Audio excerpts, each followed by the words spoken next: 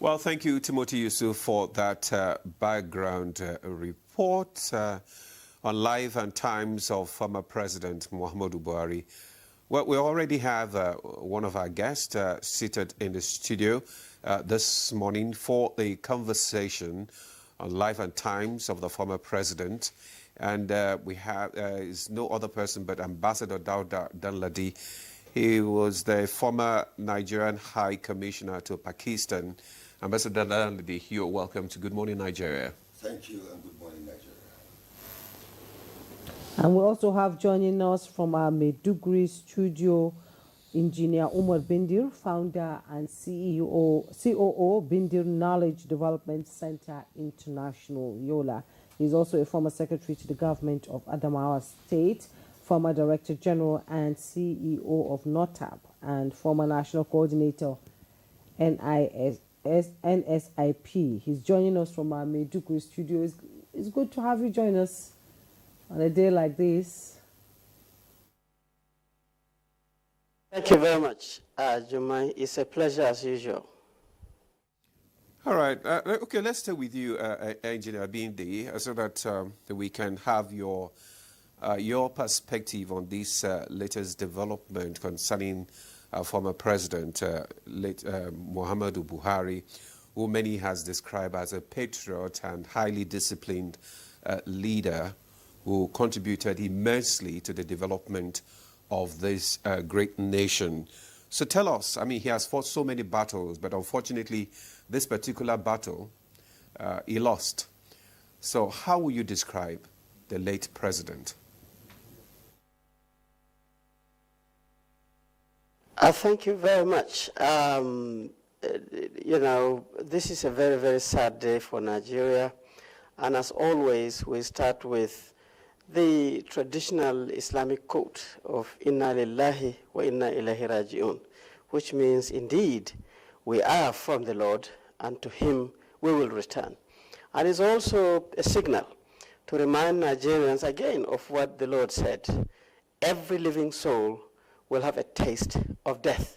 So, but you see, reflecting on the late president, this is a gentleman who rose from very humble levels of, if you can say, humility, and maybe, if you are not general, you say from poverty level up to the highest level to become the leader of this country twice.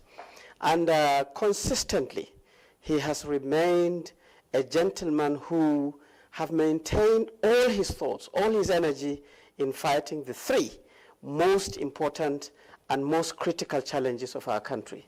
First, this is a gentleman who has always reminded Nigerians through leadership that discipline is very, very important for us to actually conquer our challenges.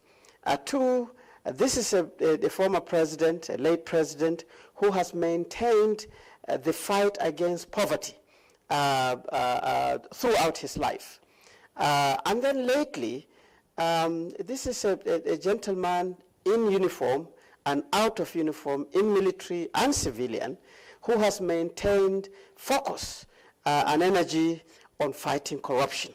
And certainly, lately, his energy that he dispensed through his last presidency period on fighting insecurity is well acknowledged by Nigerians. So this is the person that we remember. And for me, when he was first the president, I was young. I was just possibly graduating from the university. I experienced the war again in discipline. I enjoyed it. I thought it was spot on. If we were to queue up, if we were to respect each other, if we were to maintain cleanliness in our societies, both in our heart, in our hands, and environment, certainly that culture is what most developed nations used to move to the next level. And lately, I served under him directly as his special assistant on humanitarian and poverty alleviation. I was the national coordinator of the National Social Investment Program, and I saw his intensity, his investment, his political will to ensure that we reduce the vulnerability amongst our people. We use our unemployed youth to create the middle class that we deserve, and also to ensure that we can invest meaningfully into social protection and reduction of vulnerability. So the gentleman will be missed, and I hope what we have learned through his lifestyle, his leadership style, can be used to unleash the energy in Nigerians to care for ourselves and for our next generations. And I believed him. I believed in the sense that when he said, we don't have any country other than this country, and we should work so hard to ensure that this country becomes the best amongst nations. This is how I will remember him.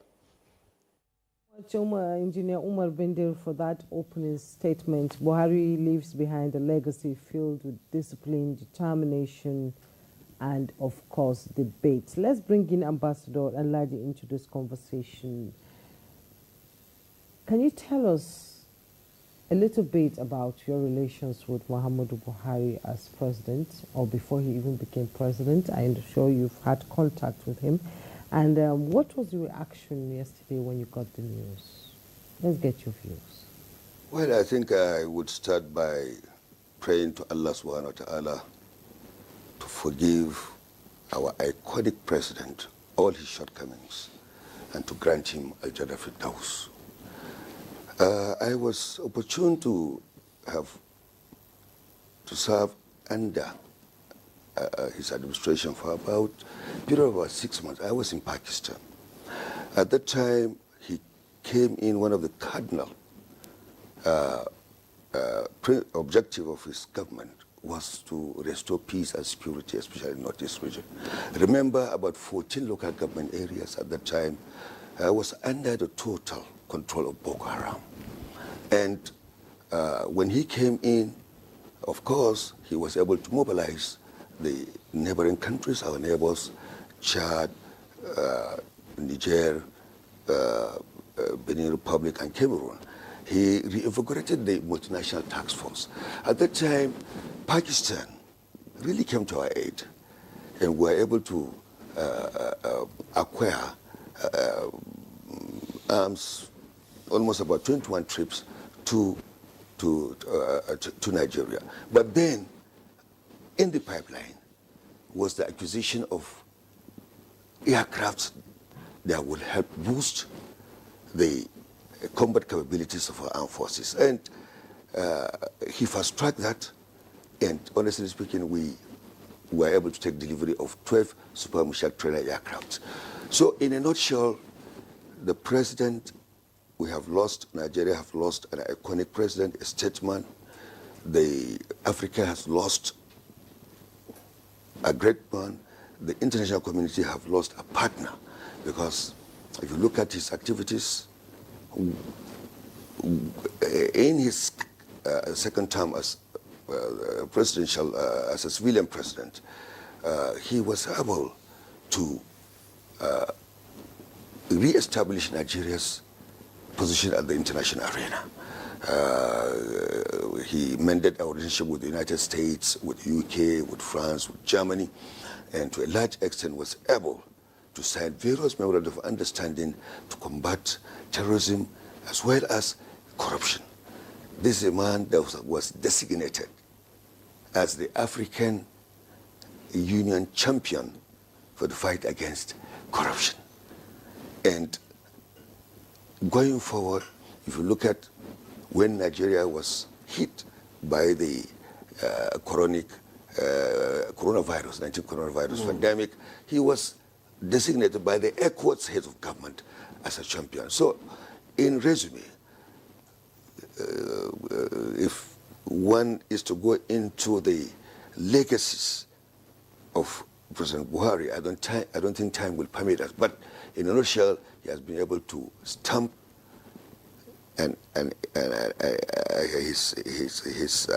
his contribution in the annal history of Nigeria.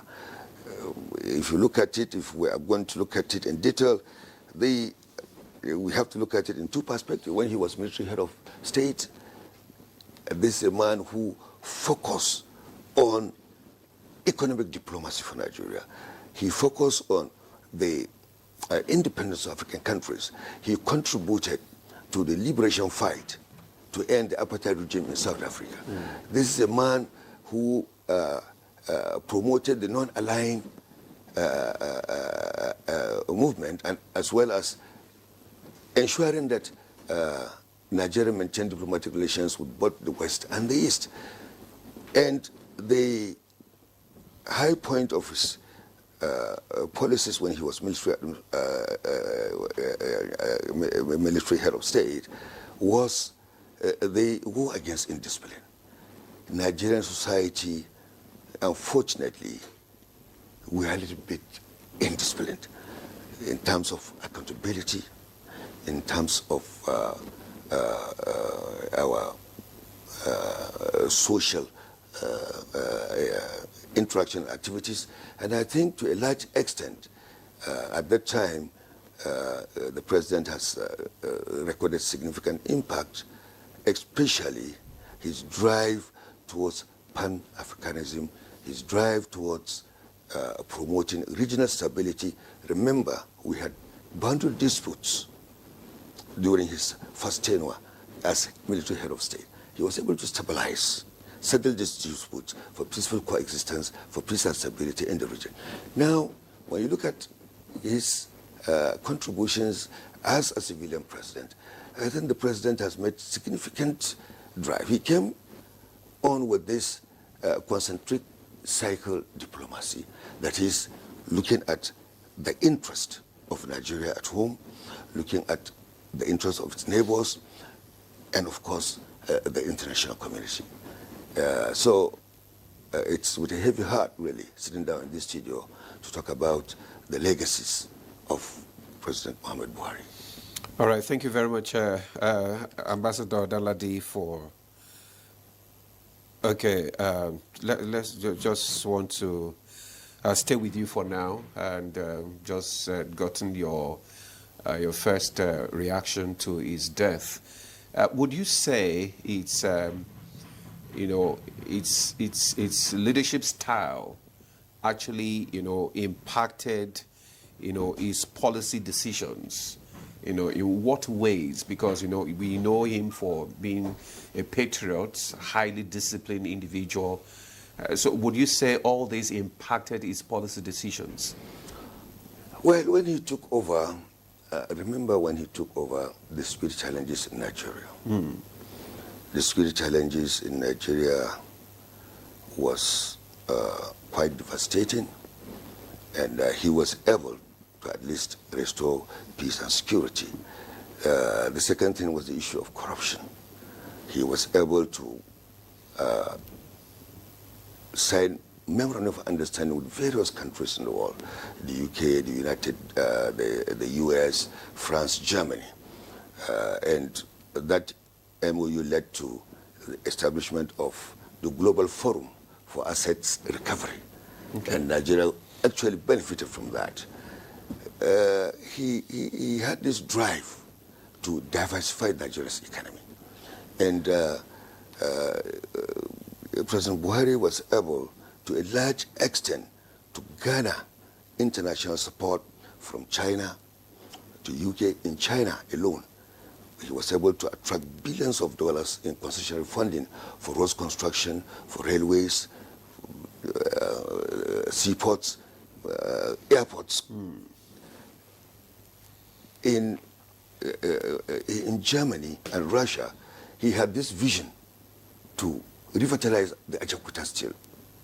And Putin, he was able to get Putin to support him. And an MOU was signed for the revitalization of Ajakuta steel. Unfortunately, due to litigations, that giant project that could have repositioned Nigeria toward industrialization could not take off. If you look at he had this vision that electricity being the key component for industrialization, he wanted to raise the generation capacity of Nigeria to about 32,000 megawatts. The Mambila Hydro, for example, was one project that he was keen, and he was also able to get the Chinese government, on government to government, to support the construction of the Mambila with a sum of about $5 billion US. Unfortunately, due to international litigations, that project could not take off. But we are hopeful that the present government under President Bola Ahmed Tinubu will ensure that these projects see the light of the day. Okay, President Buhari took a strong stance on anti-corruption globally, actually. And how did that influence our diplomatic relations, especially with the West? It changed the negative narratives about Nigeria, and it gave Nigeria greater visibility. If you look at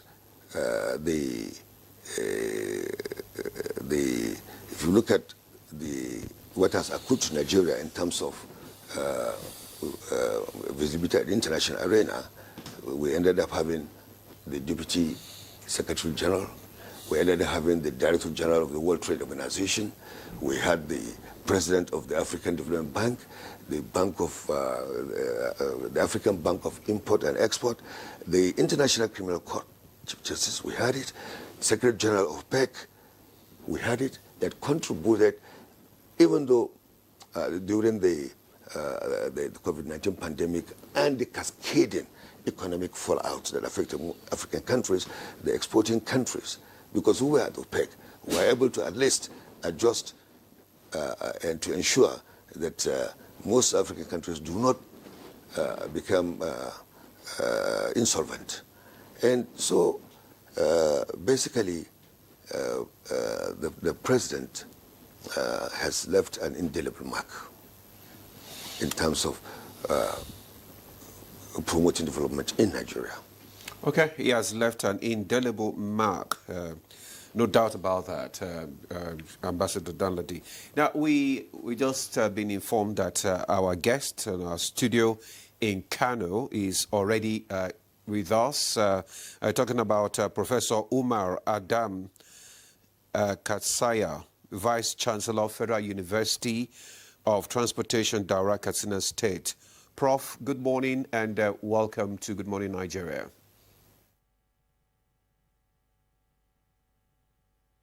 Good morning to you all. It is my honor and privilege to join you this morning. All right, Prof, we have been talking about the late president, President Muhammadu Buhari, well, talking about his legacies, his lifestyle, and how, you know, his personality has impacted his policy decisions when he was at the helms of affairs in this country. Let's have your perspective concerning the man, President Muhammadu Buhari.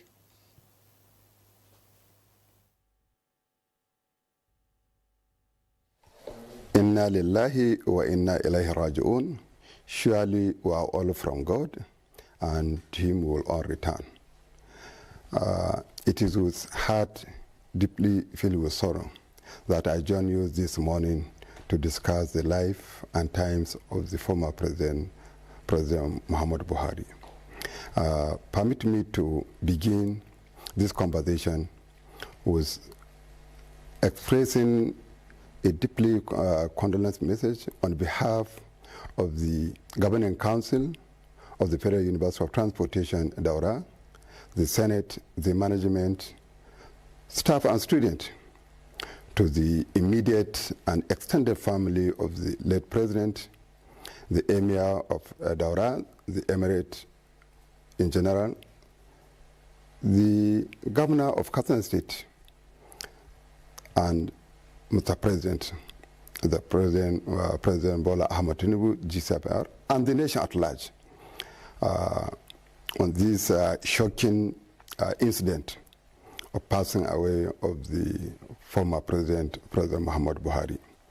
We really lost a brave soldier, a great leader, a hero, an elder statesman, whom he didn't change. He was Muhammadu Buhari before he even joined the military. He remained Muhammadu Buhari throughout his career as military, even when he became the head of state as well as when he became the president of this great country. We really lost a hero.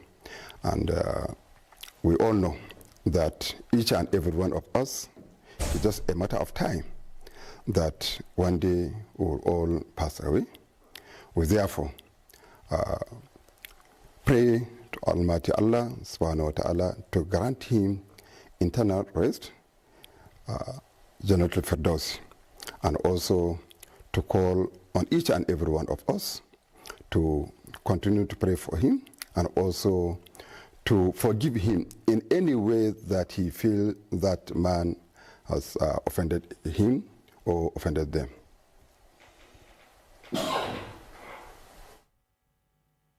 With you, as we go deeper into this conversation, you're from the education sector, and President Buhari set up the first University of Transportation in Katsina, in Daura. So what would you identify,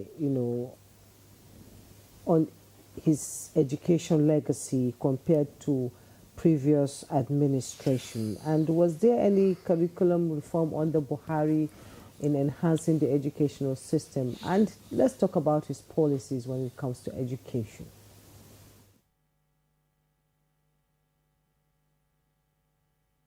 Very great. Remember, even while he was the head of state, it was during his time that the 6334 system came into being.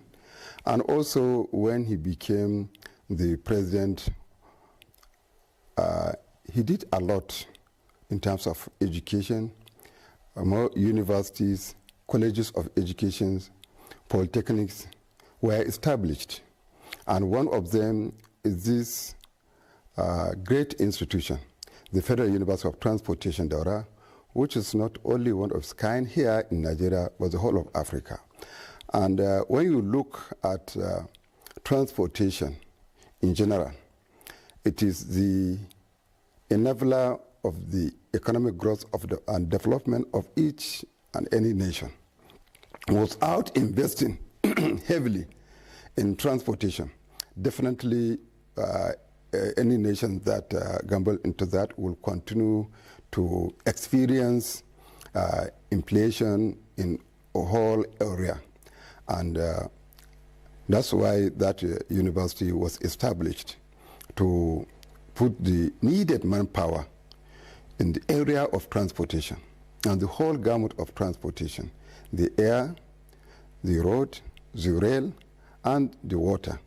And not only that, not only the high sea, but also the what we call inland waterways, as well as other areas of transportation, the logistics, the supply chain, the economy, the security, and all that surrounding the transportation. So you see that this a huge contribution, not only to Nigeria alone, but to Africa and the world at large, because transportation is such a language that is not restricted to a particular region or a country, but the world over.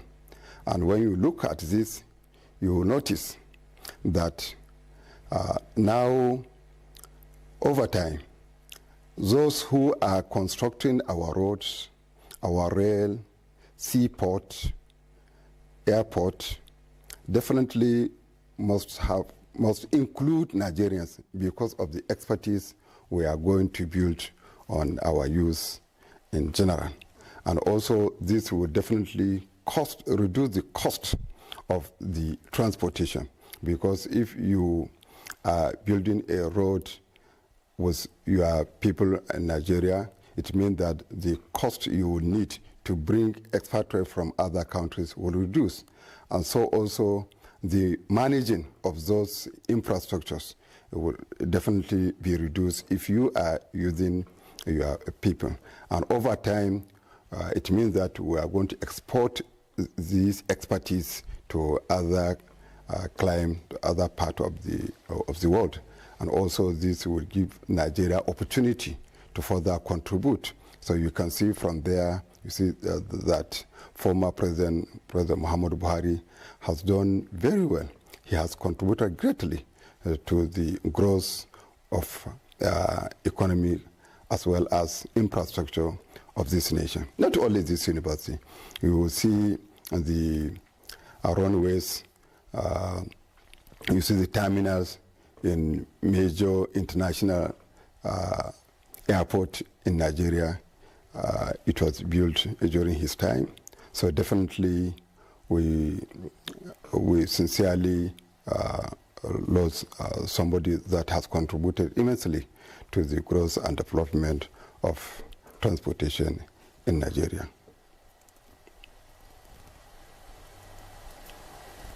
That no doubt the former president and the late president has actually contributed a lot to the development of infrastructure in this country and also in other aspects of development. We'll get back to you in the course of this conversation, but we'd just like to remind our viewers that they also can contribute to this discussion. We're talking about the life and times of the late president, former President Muhammadu Buhari. So you can send in your comments, you can send in your questions so that our guest here can respond to them. Thank you. So let's get back to the studio now. Ambassador Danladi, I mean, we have been talking about, the impact of the late presidents on the Nigeria's economy in the area of security. And let's look at the area of international relations now. How would you say his decision impacted, Nigeria positively concerning our relationship with other countries? Well, when he took office, we had some frosty relationship, actually, especially with the United States, with the United Kingdom, South Africa. Within the ECOWAS region, which was where he started by mobilizing the ECOWAS region, especially the neighboring countries, to fight against terrorism. This was a man who stabilized the political impasse in Gambia, in Guinea-Bissau, and in Mali. And that has promoted peace and security within the ECOWAS region. At the international arena, President Buhari has undertaken dozens of trips. And these trips always culminate in the signing of memorandum of understanding that will attract foreign investment to Nigeria.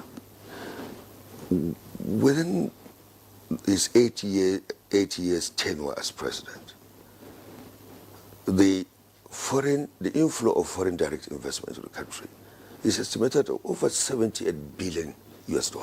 Okay. His effort in diversifying the economy, which led to boosting agricultural development. He launched the Anko Borrower scheme. Millions of farmers today in Nigeria will be mourning the demise of this great leader. The Anko borrowing has affected millions of farmers. His drive to ensure that Nigeria becomes self-sufficient in rice production, for example.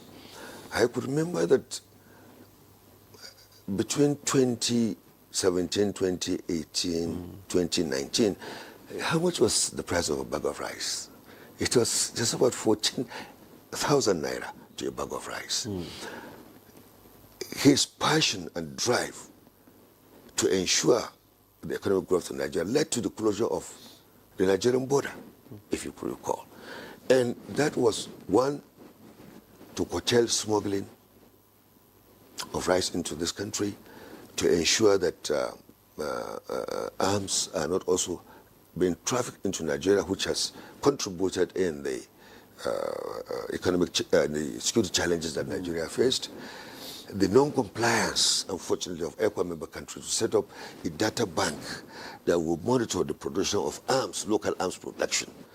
These are all policies that the president has put in place to ensure that Nigeria move forward. And he also concentrated on the issue of solid mineral development. And solid mineral development, as you know, Nigeria has proven reserve of solid mineral development that will compete favorably with the oil and gas that we have in this country. And I think going forward, I can see the positive continuum of that policy by the present government in solid mineral. The digital economy. Buhari really launched an aggressive drive to promote digital economy in this country. Okay. And it's now being taken to another level by this present government. And going forward, I see a situation where the youth will massively benefit from policy that has been put in place by the demise great hero, President Buhari. Now, when you look at the position of Nigeria vis-a-vis its global influence, at a particular certain period, the global image was somehow diminishing. Nigeria being the giant of Africa, he now reinvigorated that by asserting Nigeria's position. And as I have said, quite visible, Nigerians have occupied various international organizations under his watch. So we have missed a great leader, but it is our hope that this government will follow on the policies that have been laid, since it's a continuum government, it's an APC government. And I can see President Bola Ahmed Tinubu taking what he has achieved to the next level. And God's willing, Nigeria is going to regain its position as the giant of Africa sooner than expected.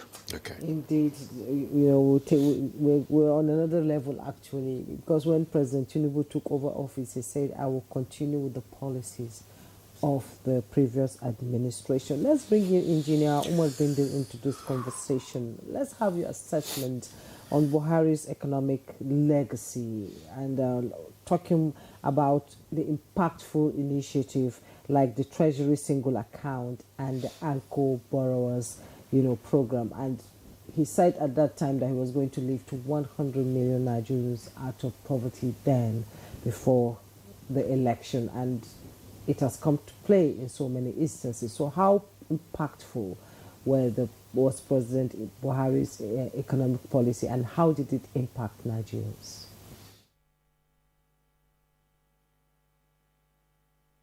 Thank you very much, Jumai. You see, let me reflect on one of the presentations I made to the president when I was secretary to the government in Adamawa State, and he visited. And the protocol people told me that I have only 5 minutes. And an intellectual and academic like me cannot use 5 minutes in front of a president. So I just went on, and you cannot believe it, the president was sitting there, and I made a 1-hour presentation, and he never complained. And I could remember, I told the president very openly that, Mr. President, we have seen since 1999, President Obasanjo came with the needs, as a policy. After President Obasanjo, we had President Yaradua, who came with the 7-point agenda. After President Yaradua, we had President Jonathan coming with transformation agenda. After President, then you. The first time he came in, he wanted to follow the traditional branded policies, branded programs of political leaders. So he started with the change mantra. I don't think many Nigerians actually understood what it was. But President himself, during his own tenure, changed from the change mantra to the next level. Again, it was sort of like vaguish, if you know what I mean, to ordinary Nigerians. And towards the end, he now, as you said, landed on his true, very clear and measurable policy of lifting 100 million Nigerians out of poverty by 2030. Then people started recognizing that this is the Buhari that we know. And throughout this, the programs were very, very visible. As I said, I remember telling him that, Mr. President, if you want people to remember you, you have to use 3 levels for people to measure your own tenure. First, reduce absolute poverty. This character of people cannot drink clean water. They don't eat good food. Their houses are not very good. The roads in rural areas are bad, and so on and so forth. Has to be measured, has to change from very bad to a safe set of bad and then good. And then he was shaking his head and laughing. And I said, the second thing to sustain that poverty, low poverty level, is that you have to create a middle class. These young people, whether they are schooled or not schooled, must be engaged. There must be jobs for them. These jobs must pay, and they must be busy going up and down with skills and competencies and so on and so forth. Again, he laughed. And I said, finally, Mr. President, when you leave, you must leave Nigeria as a country that is respected by other countries. We must lift our standards to a level whereby when you say giant of Africa, they will tick. When you say this fantastic country, they will tick, and so on and so forth. And I'm happy to report that. Look at his program, just like His Excellency the Ambassador said. The Anchor Borrowers program. People don't know that some of us who participated in this was the result of Anchor Borrowers, particularly the boosting, the amplification, the growth of the numbers of farmers using local credit from the development finance of the central bank to engage in rice farming was what saved Nigeria from the embarrassment of COVID. You remember COVID, the borders are blocked, everywhere there was no movement, and when you check countries that suffered COVID, you will find that food is actually the key thing. You saw it in the UK and America, people are queuing up for bread and so on. But here we were in Nigeria. Everybody could eat rice. Rice was available, despite the fact that there was no smuggling. That alone made sure that the legacies of Mr. President, President Buhari late, is there in front of us. And I hope our own dear President, President Bola Ahmed Tinubu, will continue this. Secondly, President Buhari was the first in the history of all Africa to launch the biggest and the largest social investment program in the whole of Africa. That National Social Investment Program, with Empower, engaging young people with skills, National Food, the Homegrown School Feeding Program, harvesting the output of food from the communities, feeding it to school children so that nutrition is higher, attendance of school is longer, entering into school is getting bigger, moving to the empowerment program, the government empowerment, enterprise and empowerment program, where you give microcredit to market women selling alayaho, dadawa, granite oil, smoked fish, and so on and so forth. Boosted the activities of our local informal communities. And then the conditional cash transfer that targeted 2 million households with an average of over 12 to 15 million individuals. This is so unprecedented that South Africa was coming to Nigeria to come and learn. So these are the characters of the president. He likes to ensure that this country, the poverty comes down. He likes to touch the lives of ordinary people. He likes to see vulnerability coming down. And when he used my honorable minister that I work with, Ajab Sadia Umar Farouk, who was highly misunderstood because of her own humility, her firmness. I could remember working with that woman until 2 o'clock. You know, we're trying to ensure that our work is evidence-based, with data. We follow all these. We try to minimize the errors and so on and so forth. We try to ensure that people are empowered properly. People are banked. Ordinary women have bank accounts and so on and so forth. These were all legacies of Mr. President. Honestly, this is the most consistent president to do with social protection, poverty reduction, empowering of Nigerians without change. If you follow the whole track, as Ambassador said, from his military rule, war against indiscipline, calm down, be disciplined, we will move forward. Secondly, when he came again, lifting people out of poverty, it is about engaging ordinary people to get better. Until his exit with the social investment program, I think the legacies of Mr. President, it doesn't matter what happened, will always be there. And for some of us who worked with him, we have learned a lot, and we can only pray that may God reward him, May God forgive him, and may God land him into the center of Jannatul Firdaus with a big house, so that we all, when we die, we can again meet and compare notes. Well, thank you very much, Engineer Bidi, for that. We are also praying that God will answer all of your prayers there.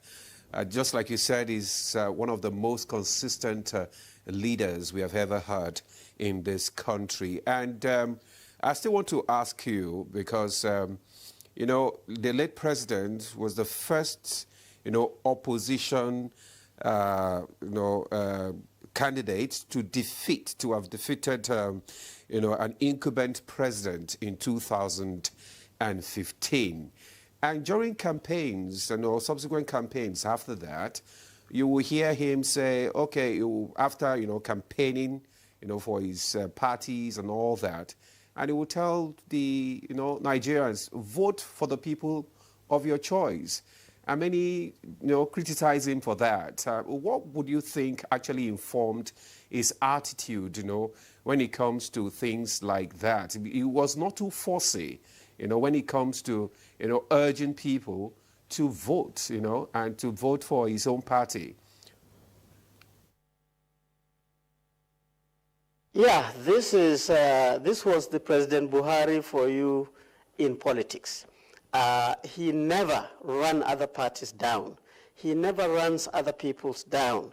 And I think it is the recognition of this fairness, this openness, and this zeal to actually be very, very transparent that President Goodluck Jonathan literally congratulated him before politicians started getting into the momentum of don't agree, don't do this, do that. He quickly, the president, if you read his part of his memoirs that he has said on TV, he just said, I went straight to it, because he could see. And this president was the only president, as you said, who had at least 10 to 12 or 15 million voters in his political bag without even trying. People identified themselves with this man. He speaks what he wants to do. When he was the PTF man, everybody thought any Nigerian that had an opportunity to lead PTF would have amassed wealth. This gentleman did not. He still didn't have a very big house. Until his death, nobody could go and say, this is the President Buhari's mansion, either in Daura or Abuja or Kaduna. This is very rare.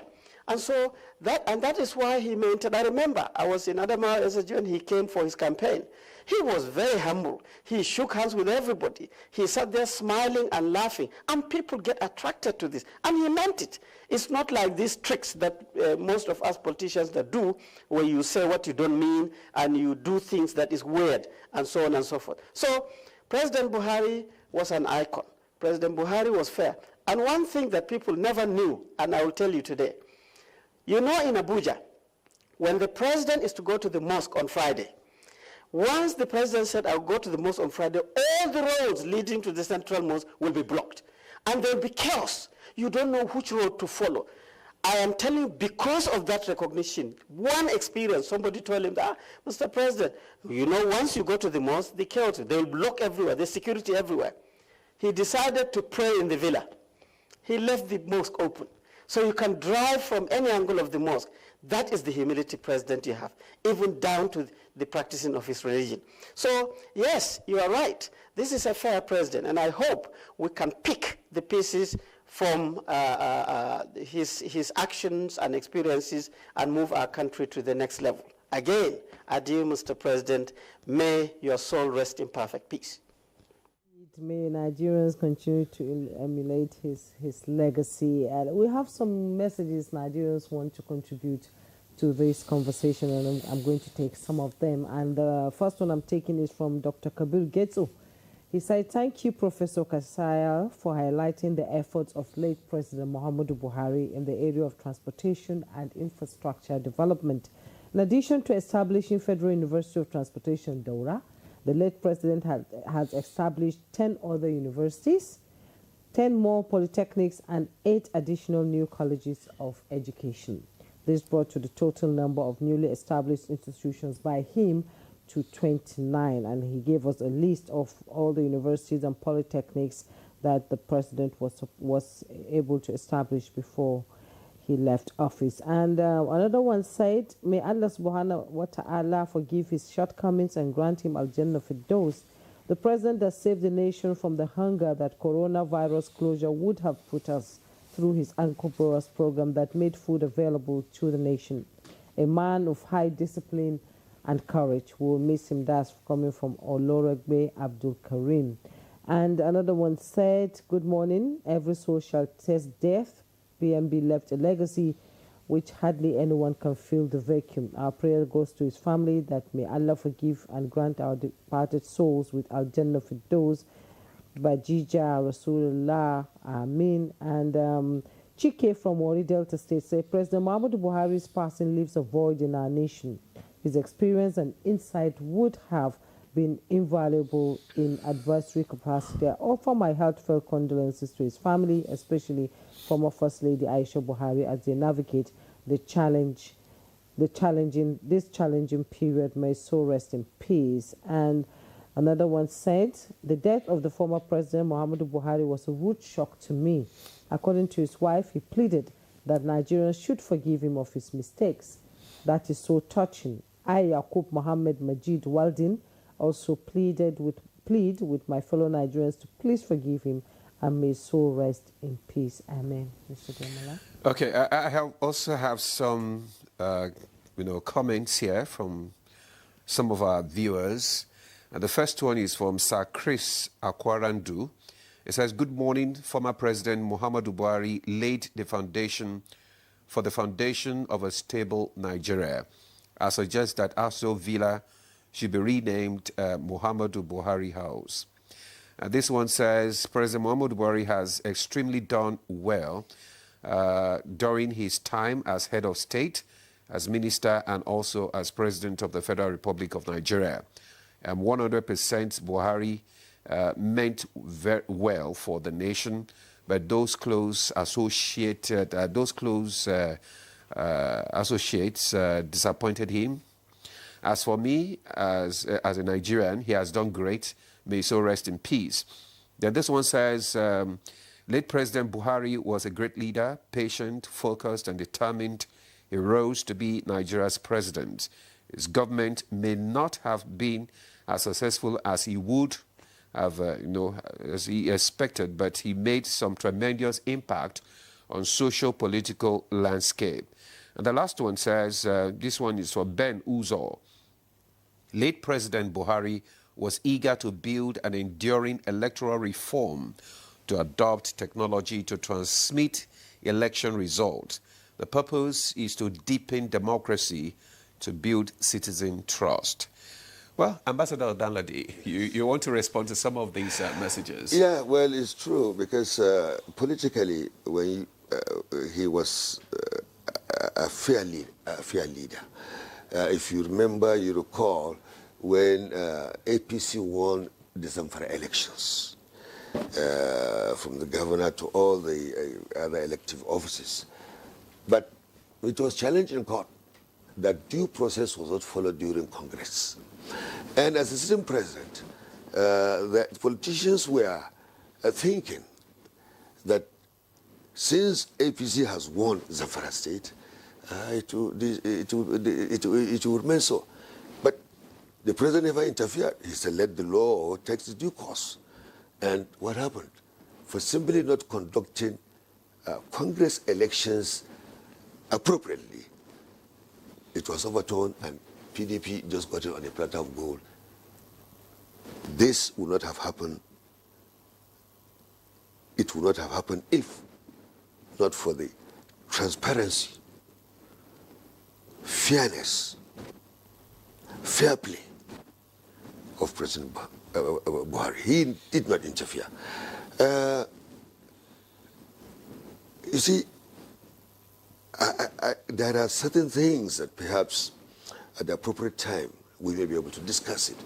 But I could recall when we went for a meeting at the central bank, and the then governor of Central Bank said, look, I've met the president, I've disbursed about billions of naira to farmers, but I wonder how are they going to pay these loans? And he said when he told President Buhari, Buhari asked him one question: this money, has it really reached the farmers? Are the farmers accessing these funds? He said, if they access these funds, they will pay back by the grace of God. And that is to show you his fair level play in all his activities. The other issue which very critical, especially in terms of agricultural development, which I hope this present government will continue, was the presidential initiative on fertilizer production. Remember that the requirement for fertilizer is about 3 million metric tons of fertilizer. Right now, the prices of fertilizers are a little bit high, and this presidential initiative, MOU was signed between Nigeria and Morocco to produce fertilizer. I do hope that this government will also follow through to ensure that we domesticate the production of fertilizer here so that farm implements could be cheaply available to our farmers. We have lost an icon, but we are hopeful that the legacies left behind will be emulated by these present leaders and the coming generations of Nigeria. And if that happens, Nigeria will be a shining star among the community of nations. Nigeria will be a shining star. Okay, we'll just pause there as we go for a break. The conversation on the lives and times of late President Muhammadu Buhari will continue after the break. Stay with us.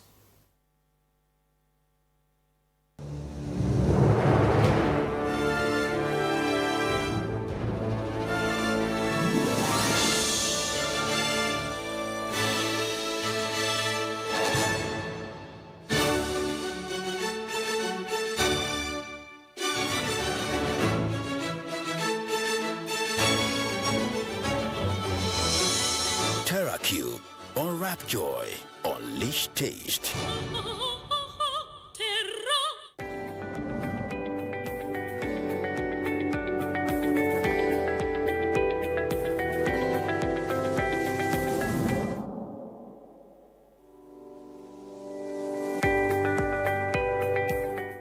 When we think about the digital economy, you can see it as the marketplace for digital goods and services.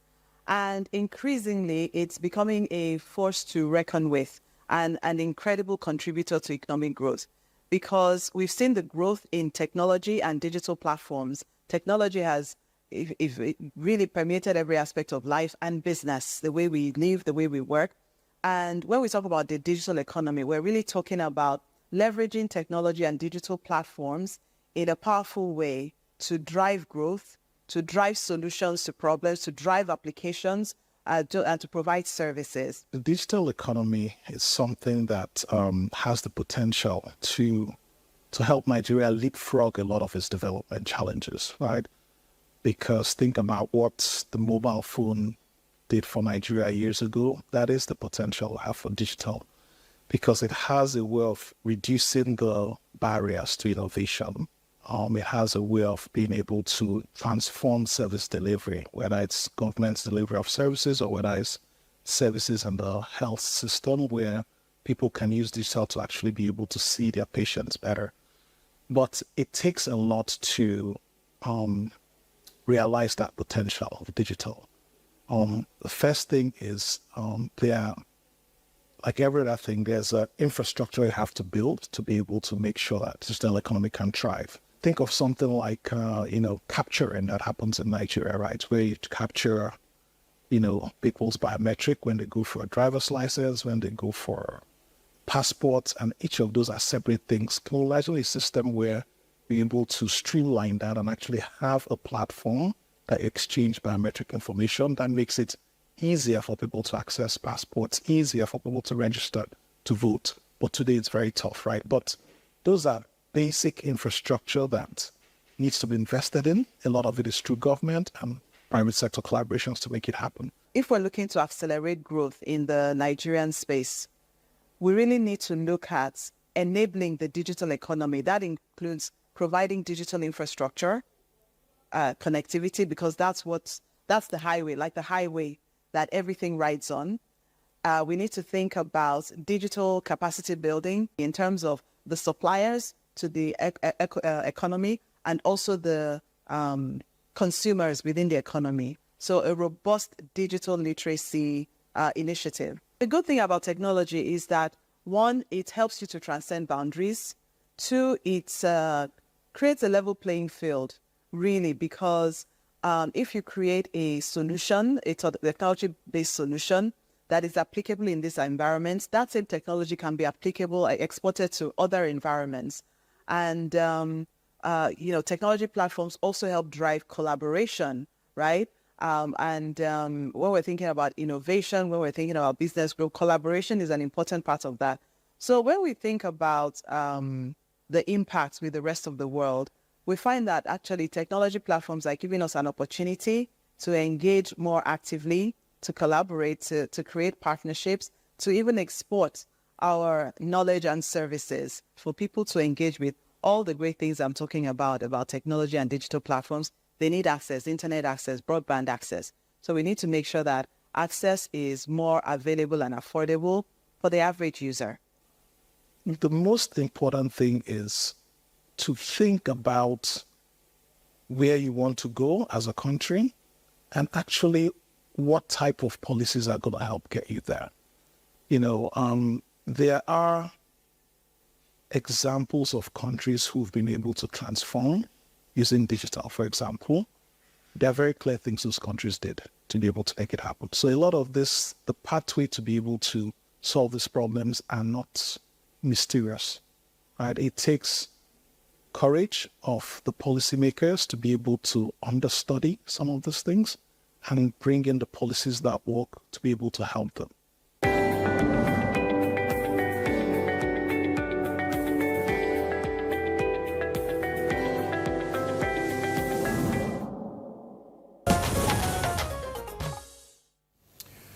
Thanks for staying with us. You're still on to Good Morning Nigeria on the network service of the NTA. And we're still discussing the life and times of the former president, late President Muhammadu Buhari.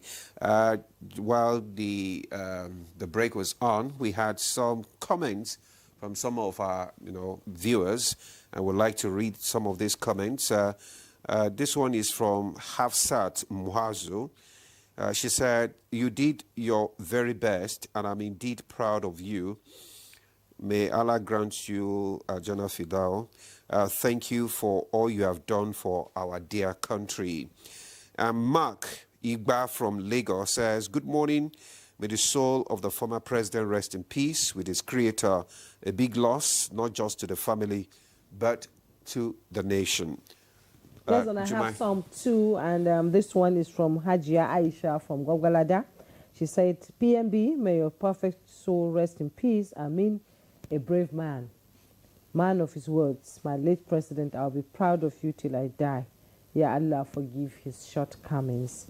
And Hadiza Bauchi said, "Good morning, Nigeria. Actually, we lost a great icon, and indeed, may his soul rest in peace. Accept my condolences." That's coming from Hadiza Bauchi. And Engineer Deniro and Idris said, "Greetings to you all. May the gentle soul of PMB rest in peace." Let's now go to our Kano studio where Prof is seated. Prof, what kind of legacy and accountability do you think President Buhari has left behind?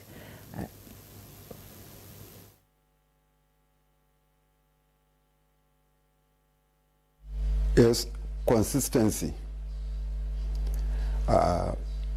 This one man that remained consistent right from youthfulness to when he was in school, his training as soldier, and his working leadership in the military as general, as well as when he became the president or the politician. And this has been said by his colleagues. Former head of state, General Ibrahim Babangida, also mentioned that let President Muhammadu Buhari remain consistent, was unwavering commitment. So one of the many legacies is this man he left was he remained consistent. And sometimes people will think that why this man, he gives people responsibility, he will not follow or he will not talk. He used to say, why? Because for somebody to give in an agency, for him to head, that agency is under the purview of a particular ministry. That agency has management. That agency has governing board or council. And that agency is an establishment of the Federal National Assembly Act, and which also assented by Mr. President. So if such people heading such a particular agency could not be guided by the act establishing that agency, by the commitment of the management and the governing council of that agency, and also by the supervisory ministry. So why, Mr. President, he will follow such agency or such head of such agencies talking to them, do this and that? So actually it wasn't a weakness. For me, it was even a strength that you give somebody assignment and there's a mandate for him to carry out that assignment, and there are supervising agencies. So you allow such a person to do the work. It is a strength. And one thing also is that if you err, if something happens along the line, you will not go back to him because he will not spare you.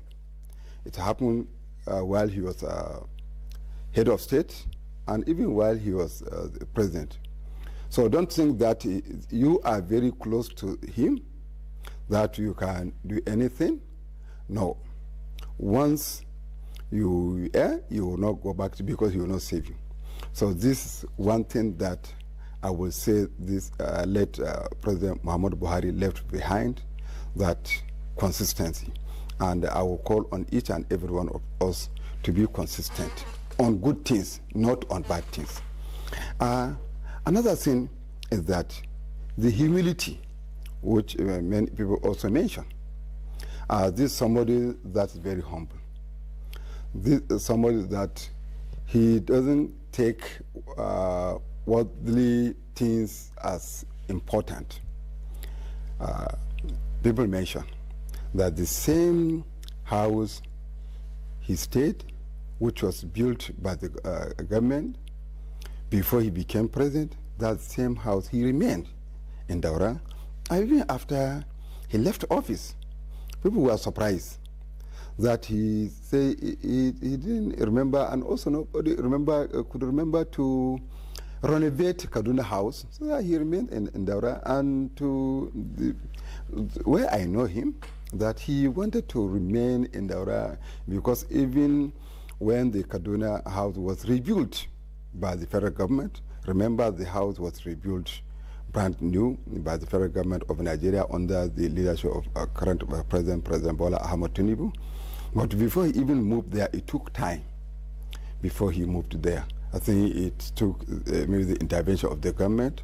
I think particularly the vice president has to come and escort him to move to that house. So, you see, he was humble. And another thing also is that if you said that this is how you do things in politics, because he used to say, he used to mention that it's not that I like it, but since this is what the act says, since this is what the policy says, this is how the politics is, you have to follow it. Not because I like all this thing about politics, but because this is what it says, and we have to follow it. That's why I can say it's a true soldier as well as true democrat. Somebody that doesn't meddle in the affairs of government, in the affairs of the party, and even in the affairs of primary elections, general elections, as people mention. But one thing he used to say is that in Hausa language is that jiki magai.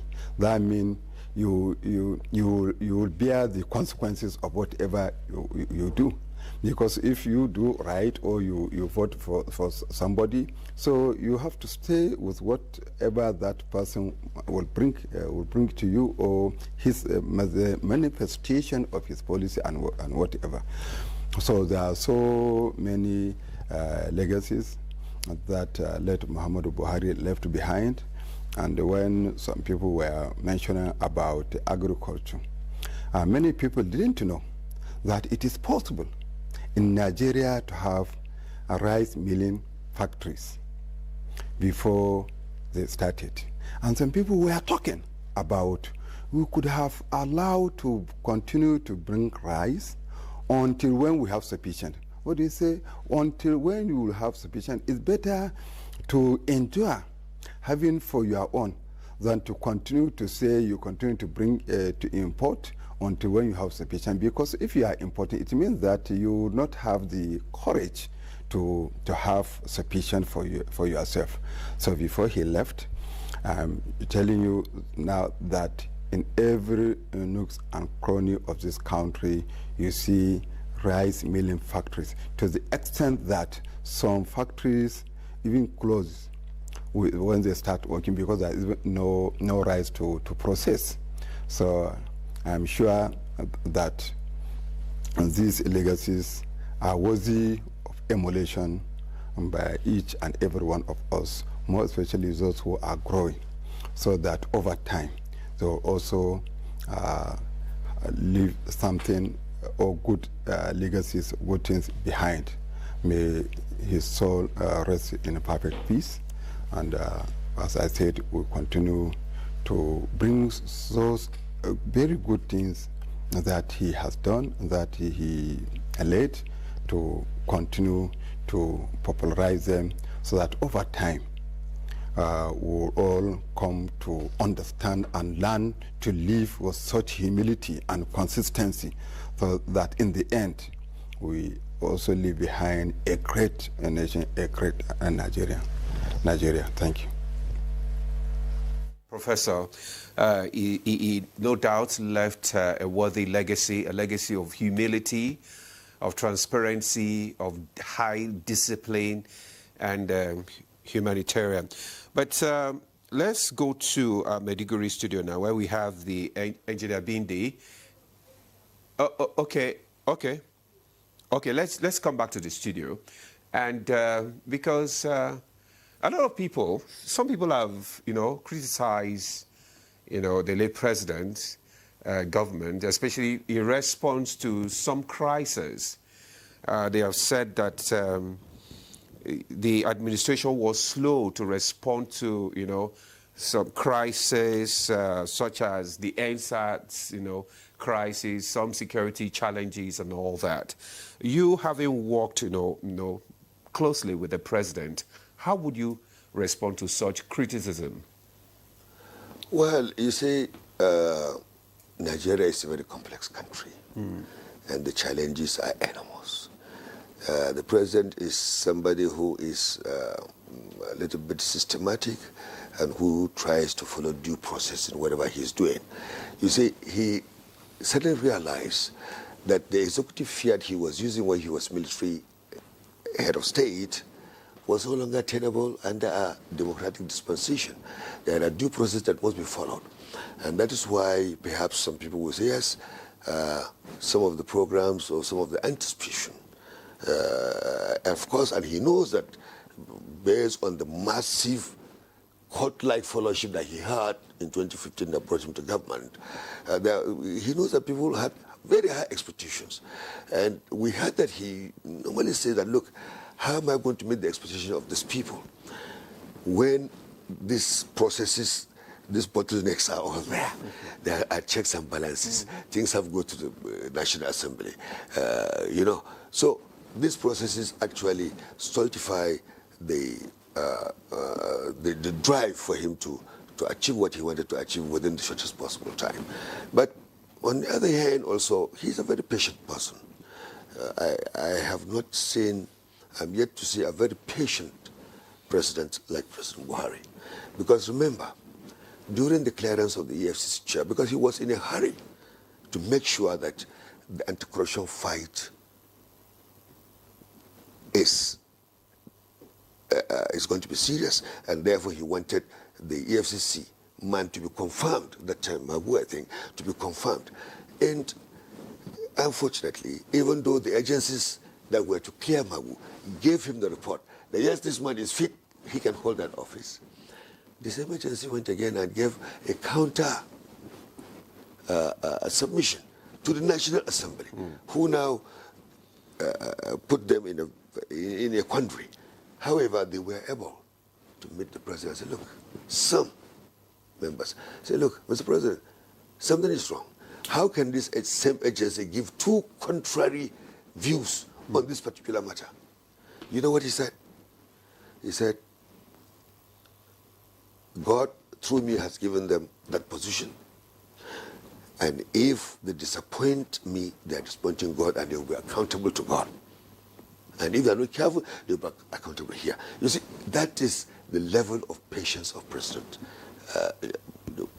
Buhari. So, yeah, there could be criticisms, of course. Even when he was traveling up and down, there were criticisms, but how much was budgeted for spending? And how much did he attract? If you look at the estimates in the budget for his travel and expenditure, vis-a-vis what he was able to attract over the past 8 years, it's a peanut compared to what he has been able to attract. So it's true, but then leadership requires patience, leadership requires following due process, and therefore, yes, things could appear slow, but we, the followers, should also learn to be patient and wait for the outcome of programs and policies of the government. Okay, thank you so much. I think we have just, let me take in a minute some of the responses that just came in now. And Sadiq Dawari said, one among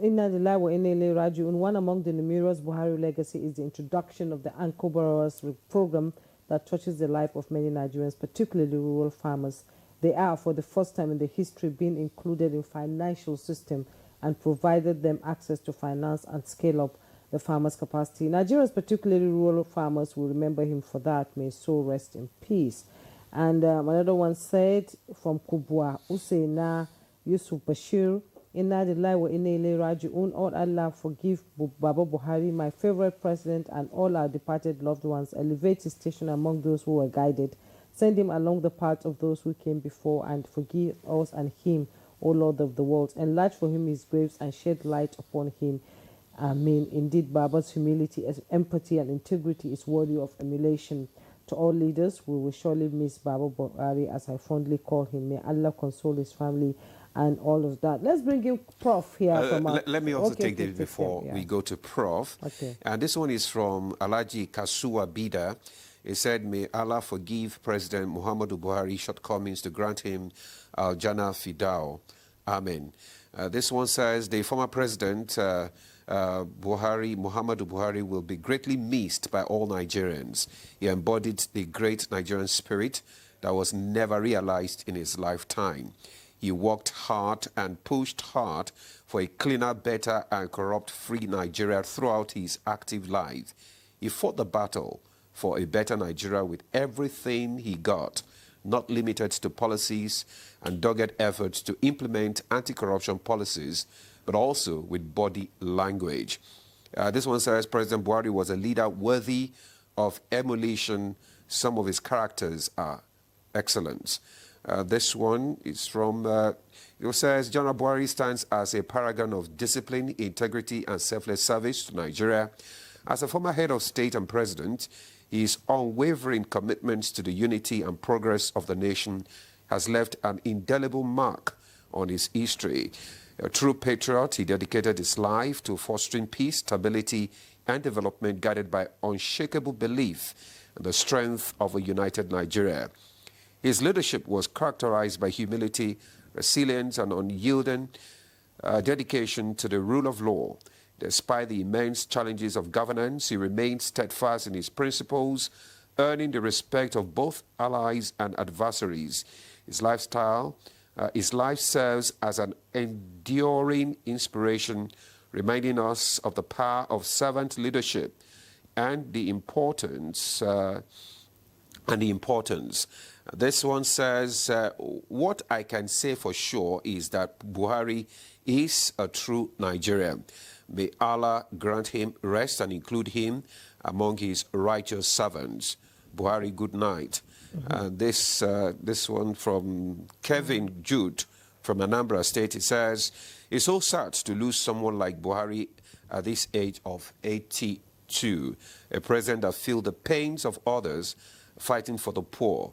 May his soul rest in perfect peace. Yes, may his soul rest in perfect peace. Let's now go to our Kano studio for his final comments. And how do you think, history would remember Muhammadu Buhari? I'm sending that question to our Maiduguri studio, Umar Bindir. How do you think history will remember President Buhari and his legacy? Briefly, in 30 seconds.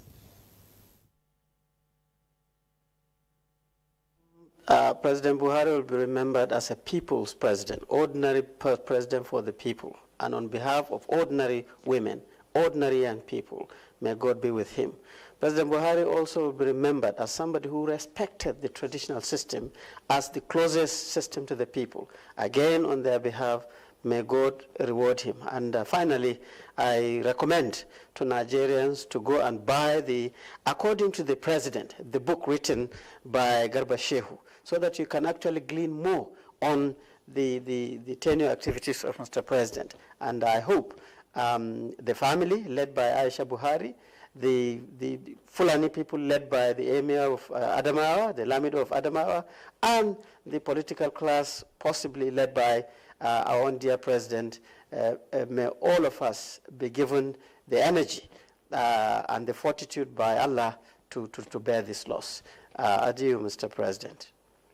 Umar Bindir, founder and COO, Bindir Knowledge Development Center International, Yola. He's also a former secretary to the government of Adamawa State, former director general and CEO of NOTAP, and former national coordinator, NSIP. He joined us from our Maiduguri studio. Thank you so much for your contributions to this conversation on this day. May his soul rest in peace. Thank you so much. And Ambassador Dada Nladi, who joined us here in the studio, former Nigerian High Commissioner to Pakistan. Thank you so much for coming. And also our guest in our Maiduguri, our Kano studio, yes, Professor Umar Adam Kasayal, Vice Chancellor, Federal University of Transportation, Daura, that's in a state. Thank you so much for your contribution to this conversation. We appreciate you. And yes, and thank you. Well, Juma Yusuf, Razit. And I'm Ademaladi. Thanks for joining us, and do have a lovely day.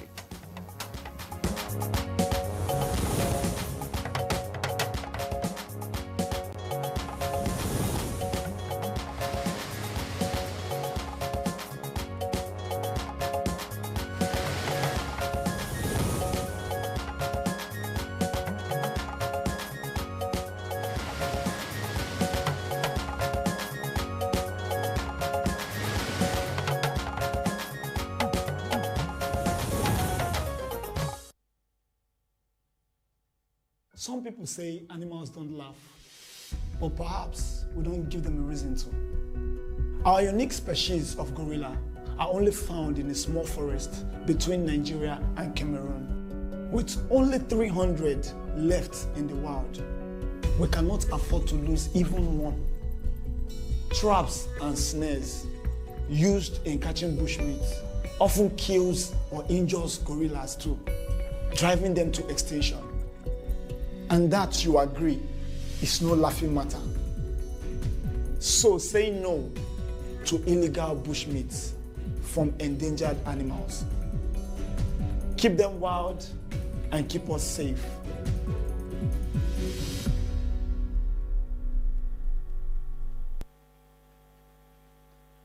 The mosaic of time in the kaleidoscope of life. Time